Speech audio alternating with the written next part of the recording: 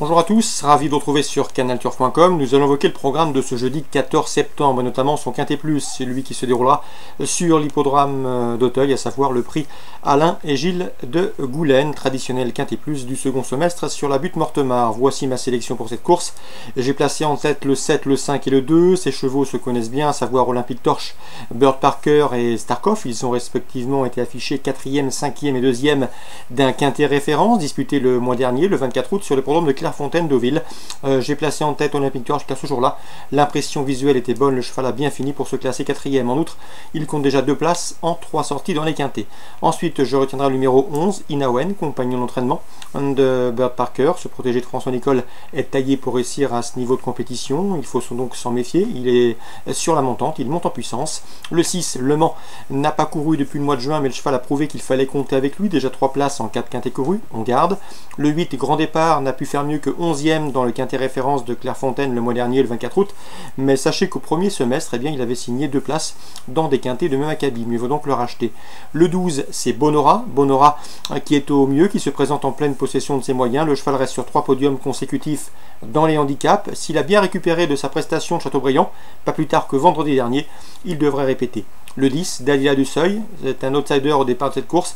C'est la seule jument au départ de cette compétition. Elle avait bien gagné, elle m'avait bien plu à l'occasion d'un succès enregistré dans un handicap courant avril à Compiègne. Je pense qu'elle va afficher des progrès sur sa course de rentrée effectuée dernièrement à Clairefontaine. Donc c'est un outsider séduisant. Résumé chiffré pour ce quintet du jeudi 14 septembre, 7, 5, 2, 11, 6, 8, 12 et 10. Suite du programme, dans la première, j'aime beaucoup le 102 Saint-Léo. Le cheval n'a pas manqué ses débuts sur le steeplechase, s'imposant plaisamment en Dieppe. Une confirmation était si attendue.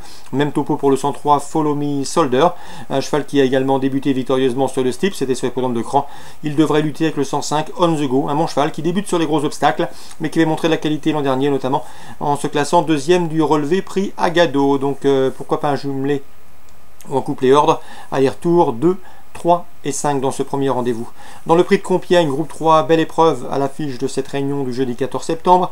On a au départ des champions, à savoir Alex de la Rédia, le 501 et le 502 de Weiss. Alex de la Rédia, eh bien, c'est un cheval confirmé au plus haut niveau, notamment affiché 2e de la grande course de d'Auteuil le cours en juin. Il n'a pas été revu depuis, mais sera revu avec un vif intérêt. Même remarque pour de Weiss, qui lui affiche 17 podiums, donc 13 succès en seulement 18 courses courues. C'est un authentique champion, un fer de lance dans l'écurie de Guillaume Macaire. Une nouvelle fois, il devrait répondre présent pour son retour en piste. On leur associera pour d'éventuels trios le 506 The Stone, toujours présenté à bon escient. Le cheval répète ses courses, il est d'ailleurs invaincu en 3 sorties depuis le début de l'année. Et ici, il ne serait pas surprenant de le voir compléter le podium. 501, 502, 506. Guillaume Macaire semble également avoir les clés du 9e rendez-vous avec le 902 Chahuter qui reste sur un succès début juillet à Aix-les-Bains et qui, à mon avis, dans ce lot doit pouvoir lutter pour l'une des 2 premières places. On lui associera surtout le 903 à Saint-Goustan-Blou. C'est le cheval de classe de la course. 9 victoires pour lui et 3 places en 12 courses courues. Bref, du 100% sur le podium. Le cheval effectue une course de rentrée ici. Il n'a pas couru depuis 1 an, date d'un succès enregistré dans le prix Mélano. C'est une épreuve Listed Race disputée à Auteuil à pareille époque l'an dernier, mais a priori, s'il est suffisamment prêt, il doit pouvoir lutter pour la gagne. 903, 902. Concernant Lyon en Réunion 2, dans la 6e, je vous conseille surtout le 612 High School qui avait terminé 3e de cette course l'an dernier. Il était alors en 29,5 de valeur. Il est désormais en 22,5, ce qui lui laisse une chance. D'autant que sa récente 4e place à Fontainebleau, début septembre, atteste de son bon degré de forme. Attention également dans un autre handicap au 807 Bluegrass, 2e de cette course l'an dernier. Il tentera de faire aussi bien, si ce n'est mieux cette année. Donc 2 outsiders intéressants à mes yeux, à Lyon-Paris Réunion 2, le 612 High School et le 807 Bluegrass. Concernant Reims en Réunion 3, dans la première, j'aime beaucoup dans l'une des premières courses, je ne sais plus si c'est la première ou la deuxième, je vous invite à suivre Cache de Joude. Cache de Joude, c'est un excellent droitier. Lors de ses 2 dernières prestations corde à droite, il a signé 2 succès à Amiens. Le cheval a déjà gagné à Reims, d'ailleurs son unique sortie sur les ponts de Reims a été couronnée de succès. Il vaut donc lui accorder crédit. Donc vous vérifierez en début de programme, c'est Cache de Joude, le numéro 1. Dans la 5e, de bons bruits circulent sur l'inédit, le 501 Fascinoccio de Loup, un cheval bien né qui fait l'objet donc de bruits favorables. On suivra donc ses débuts avec intérêt. Et concernant Jérôme David, avec lequel j'ai eu le plaisir de converser, il aura plusieurs partants. Il n'est pas négatif avec le 606 Velvet Phil, qui d'après lui est capable de prendre une place à Bellecote.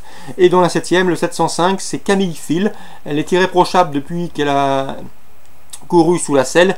Il en escompte ici une nouvelle fois un bon classement. Il redoutait surtout dans cette épreuve le 708, c'est Sian Fligny qui a priori d'après lui n'a pas les gains en rapport avec son potentiel. Donc attention au protégé de Jérôme David pour des places à Bellecote dans les 6e et 7e rendez-vous. Voilà pour les infos de ce jeudi 14 septembre. Bonjour à tous, rendez-vous désormais demain pour une nouvelle émission.